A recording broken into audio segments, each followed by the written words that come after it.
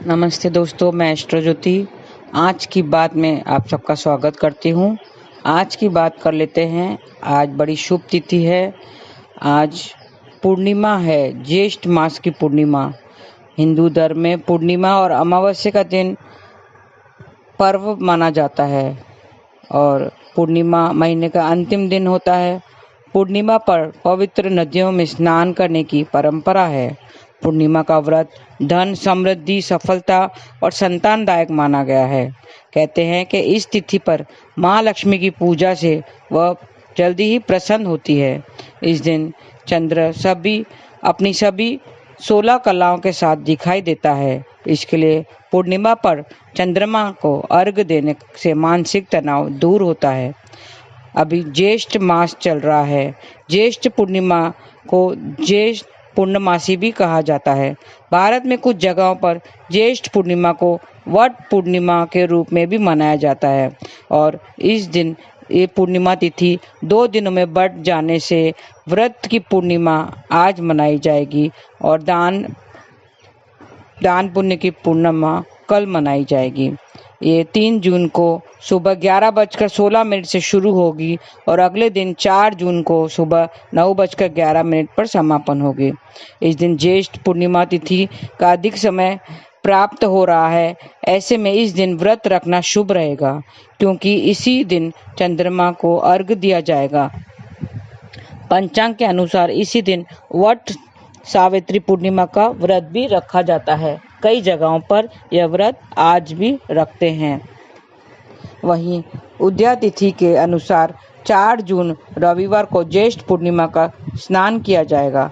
इसी दिन तीर्थ नदी में स्नान और घाट के किनारे ही दान कर्म करने से सौभाग्य में वृद्धि होती है। आइए हम कुछ उपाय जान लेते हैं जो आज के दिन करने से आपके धन, समृद्धि और यश मिल सकता है। तो आइए पूर्णिमा की बात कर लेते हैं। आज व्रत आदि की पूर्णिमा है। आज भगवान सत्यनारायण की पूजा की जाती है। सत्यनारायण के विधि विधान से पूजा करके आज अपना मनवांछित फल प्राप्त किया जा सकता है। आज भगवान सत्यनारायण की कथा कही जाती है और उसके उपाय मैं बता देती हूँ 2-3। कारोबार के लिए वृद्धि अगर चाहिए तो आज के दिन 11 तुलसी के पत्ते लीजिए। तुलसी के पत्तों को अच्छे से धोकर साफ करें। तुलसी के पत्तों को हल्दी से श्री लिखें, भगवान को अर्पित कीजिए, तो इससे आपकी कारोबार में वृद्धि होगी। और अन्य दान की बढ़ोतरी चाहिए तो आप 900 ग्राम चने की दाल लीजिए, सत्यनारायण जी के चरणों में स्पर्श कराइए और चने का दाल सुपात्र ब्राह्मण को दे दीजिए, तो ये आपका दान भी हो जाएगा। तो आज के दिन ऐसा कीजिए तो आपकी जो भी धन दान में बढ़ोतरी हो जाएगी। आज के दिन पे भगवान सत्यनारायण के निमित्त आटा कढ़ाई में डालकर घी में भूनना चाहिए। शक्कर डालें और केले के टुकड़े भी डालें और भगवान को भोग लगाएं। परिवार के सब सदस्यों में भी बांटें तो आपके सेहत अच्छी होगी, सारी परिवार की सेहत अच्छी होगी। और तुलसी के पौधों में पानी भी डालना चाहिए। तुलसी की जड़ के पास जो गीली मिट्टी है उसे लेकर आप अपने परिजनों के तिलक कीजिए, स्वयं भी तिलक लगाइए, तो इससे आपकी परिवार में सहयोग आपको प्राप्त होगा। तो आज तुलसी की भी पूजा की जाती है, सत्यनारायण की भी पूजा की जाती है और रात में चंद्रदेव को अर्घ्य भी दिया जाता है। और वट सावित्री पूर्णिमा भी आज मनाई जा रही है और वो वट सावित्री व्रत रख के अपने हस्बैंड के, पति के दीर्घ आयु की प्रार्थना करते हैं। लक्ष्मी नारायण के मंदिर जाना चाहिए आज और नारियल के टुकड़े और मिश्री अर्पित करना चाहिए, तो आपके जो भी काम है वो सब सफल हो जाएंगे। और मंत्र आपको जाप करना है, ओम नमो भगवते नारायणाय। ये मंत्र आपको आज जाप करना है, कल भी जाप करना है क्योंकि तिथि 2 दिन में बढ़ गई है। आज व्रत की पूर्णिमा मनाई जाएगी और कल दान पुण्य की, स्नान दान की पूर्णिमा मनाई जाएगी। तो आप मंत्र जाप कीजिए और थोड़ी रौली लेकर उसमें घी डालें। घी और रौली को अच्छे से मिला लीजिए। घर के मंदिर के दोनों ओर स्वास्तिक बनाइए तो आपकी घर में सुख समृद्धि बढ़ेगी। तो ऐसा करने से घर में सुख समृद्धि आएगी। और आपको रिश्ते अगर बेहतर करने के हैं तो आज दूध चावल की खीर बनाएं, तुलसी के पत्ते डालें उसमें और खीर का भगवान सत्यनारायण को भोग लगाएं। 10 मिनट बाद प्रसाद भाई बहनों और परिवार के सब सदस्यों को खिला दें तो आपके रिश्ते मजबूत हो जाएंगे। और भगवान सत्यनारायण को चंदन का तिलक लगाएं। देवी लक्ष्मी को भी आज लाल चुनरी चढ़ाएं, क्योंकि देवी लक्ष्मी की भी पूजा की जाती है। दिन में देवी लक्ष्मी की पूजा की जाती है, रात में चंद्रमा की पूजा करती है, उसको अर्घ दिया जाता है। भगवान सत्यनारायण को चंदन की खुशबू अर्पित करें और उनको पीले रंग की मिठाई का भोग लगाएं। इससे आपकी सफलता जरूर मिलेगी। और भगवान सत्यनारायण की विधि पूर्वक पूजा करें। भगवान को पीले फूलों की पुष्पांजलि दें। इससे आपके जीवन में खुशहाली आएगी। पीले फूल, भगवान को पीला रंग बहुत प्रिय है, तो आज श्री सत्यनारायण जी को पीले मिठाई चढ़ाएं, पीले फूल चढ़ाएं और अपने मनवांछित सब पूरा करें। चावल को पकाकर खाने वाले पीला रंग मिलाएं। शक्कर मिलाकर उसमें 3 हिस्से कीजिए। एक हिस्सा गाय को खिलाइए, एक हिस्सा मंदिर में दे आइए और एक हिस्सा स्वयं खा लीजिए। अगर कलर न मिला सकें तो उसमें केसर मिलाएंगे तो ज़्यादा बेहतर होगा। इसमें आपकी पैसे में वृद्धि होगी और सुख समृद्धि आएगी। तो ऐसे आप थोड़े से उपाय करके आप आज घी का दीपक जलाएं और सत्यनारायण भगवान की कथा और विधि पूर्वक पूजा करने से आपके मन वांछित फल पूरे होंगे। तो आज और 2 दिन आपको तिथि मिली है, तो 2 दिन का लाभ उठाइए और विधि पूर्वक आप पूजा कीजिए तो आपका मन वांछित पूरा होगा। तो आइए थोड़ा कृष्ण कथा की बात कर लेते हैं। आज सुबह उठते ही हमें एक न्यूज़ प्राप्त हुई थी। ओडिशा की रेल हादसा हुआ था, ओडिशा में हुआ है, जिसमें 238 जनों की मौत हो गई है और 900 से ज़्यादा जन घायल हुए हैं। तो आपने देखा कि किसी ने एक्सपेक्ट नहीं किया था और ये बहुत ही एक दर्दनाक हादसा है, भयानक हादसा है। कहा गया है कि ओडिशा में 30 सालों में ये पहला इतना बड़ा हादसा हुआ है। भयानक हादसा कहलाते हैं। तो उसमें अभी तक सब शव निकाले जा रहे हैं। 3 रेलगाड़ियाँ उसमें उसकी टक्कर हुई थी, जिसमें ये दुर्घटना हुई है। तो आपने देखा है कि उसमें कितने बच्चे अनाथ हुए रहेंगे।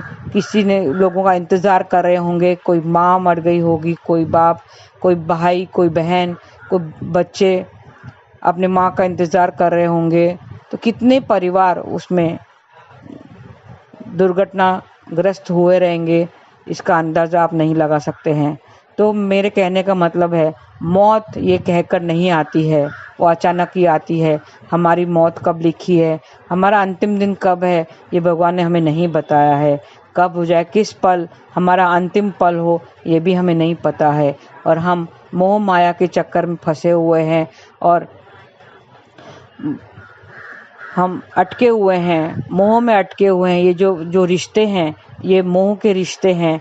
बाप बेटी, हस्बैंड वाइफ, बच्चे, भाई बहन, ये सब रिश्ते हैं, मोह के रिश्ते हैं। इन सब में हमारी जान अटकी हुई है।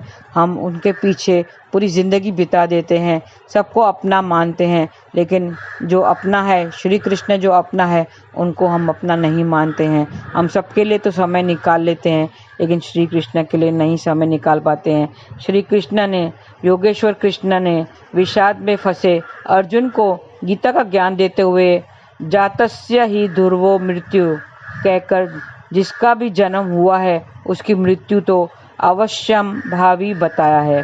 जन्म अर्थात न्यायकर्ता परम पिता परमेश्वर की न्याय व्यवस्था के अंतर्गत जीवन आत्मा के पूर्व जन्मों के कर्मों के फलों के अनुरूप उसे उपयोग के लिए एक साधन के रूप में मनुष्य का तन प्रदान करने के संयोग को ही जन्म कहते हैं। मतलब हमें अपने पूर्व जन्मों को करने के लिए हमें मनुष्य को तन प्रदान किया गया है। इस संयोग को जन्म कहते हैं।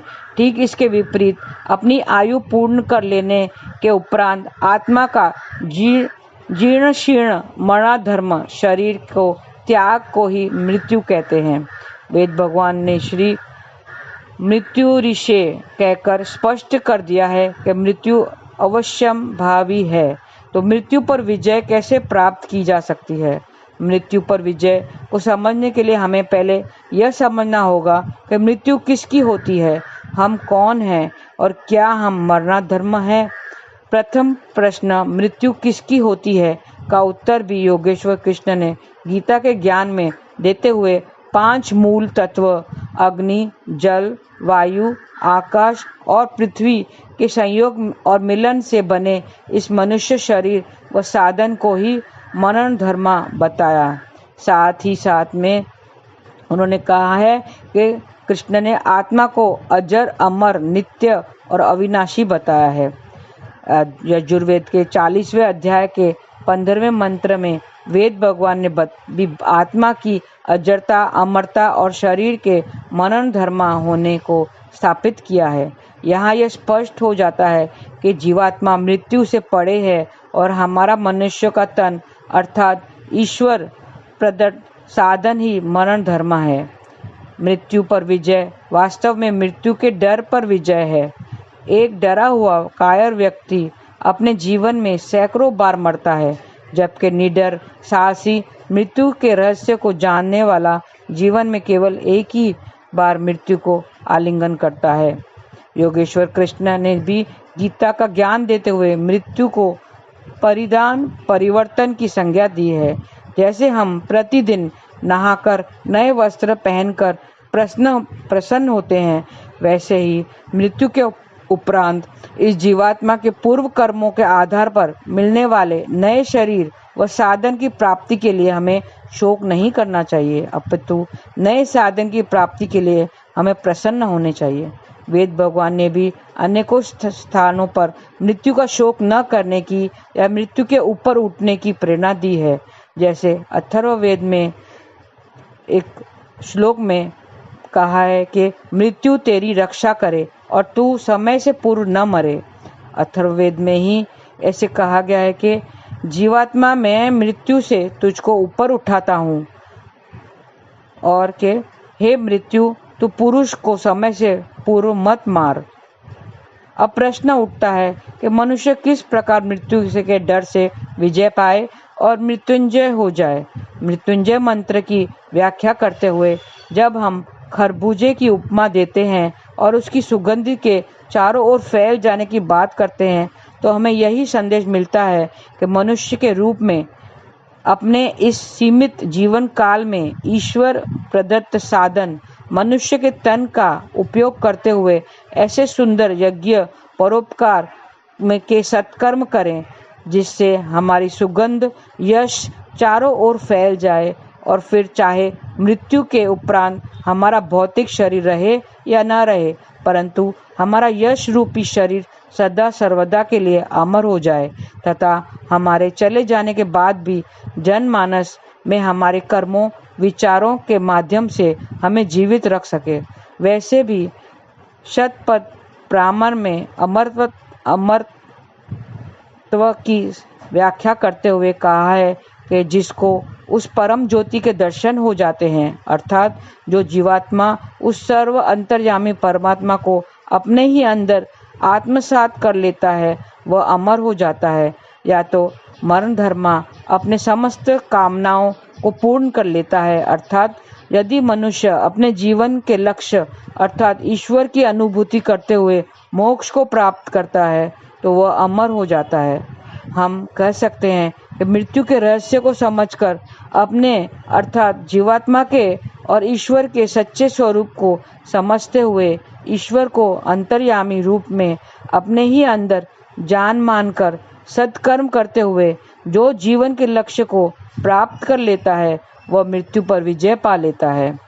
इसका अर्थ है कि हमें सत्कर्म करना चाहिए और इस मोह माया के चक्कर से निकलकर अपने अंदर ही परमात्मा को पा लेना चाहिए। और जो मनुष्य ऐसा कर लेता है वो मृत्यु पर विजय प्राप्त कर लेता है, मतलब मृत्यु पर उपरांत मोक्ष को प्राप्त कर लेता है और मेरे परमात्मा के श्री चरणों में पहुंच जाता है।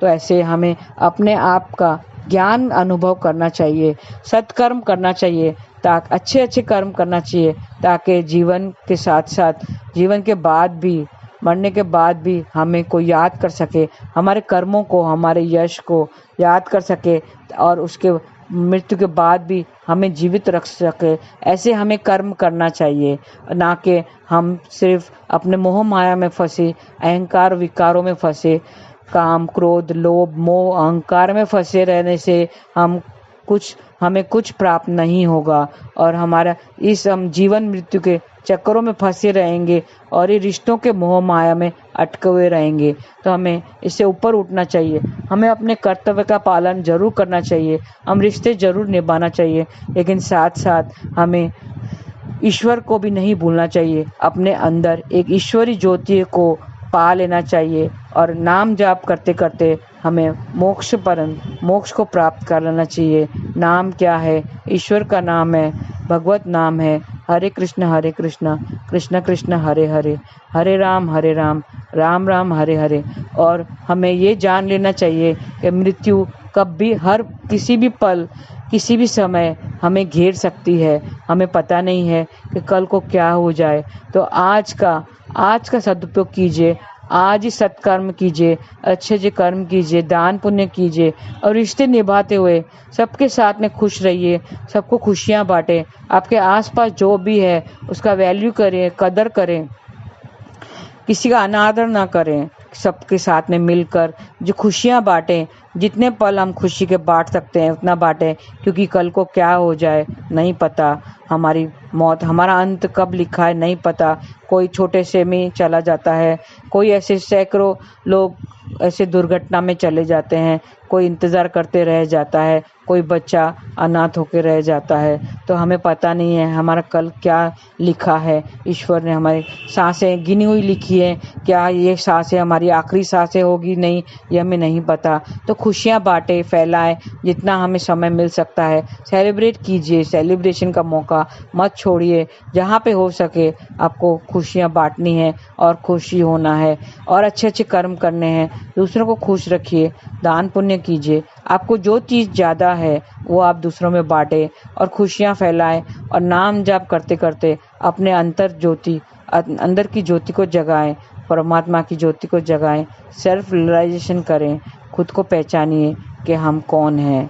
हम एक जीवात्मा है और हमें वहीं पर प्रभु के पास ही मिलना है, परमात्मा के साथ नहीं मिलता है, हम उनका ही अंश हैं। तो धन्यवाद, आपका दिन शुभ रहे। हरे कृष्णा।